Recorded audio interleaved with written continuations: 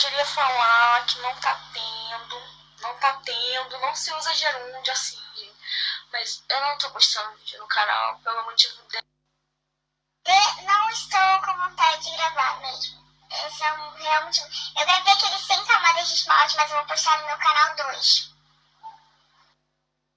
Eu nunca posto vídeo só pra postar. Tem que estar com vontade de, meu Deus, quero gravar. Hoje eu ia gravar, até me arrumei. Mas eu...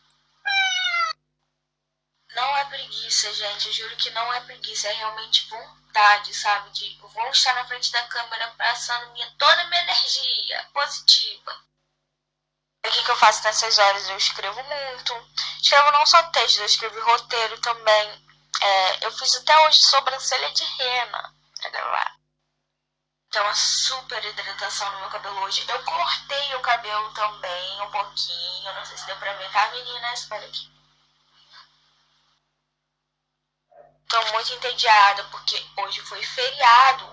Eu sempre esqueço quando tem feriado. O que eu fiz? Peguei os correios, fui lá no shopping. Almocei, fui no correio e tá fechado, sabe? Tava tudo fechado. Gente,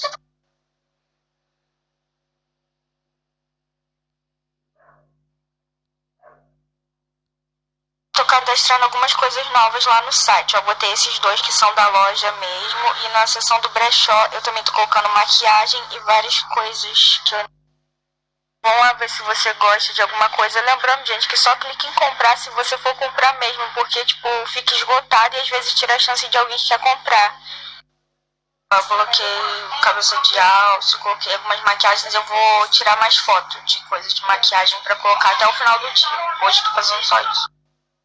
Gente, que só as peças do brechó que são tamanho P, que é o meu tamanho, mas as peças da loja tem PMG. A maioria das peças